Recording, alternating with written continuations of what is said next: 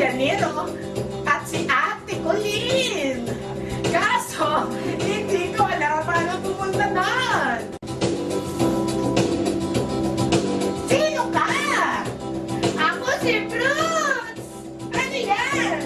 Saging! Alam mo ba kung nasa ng tindahan ni Kuya Nero at Ate Colleen?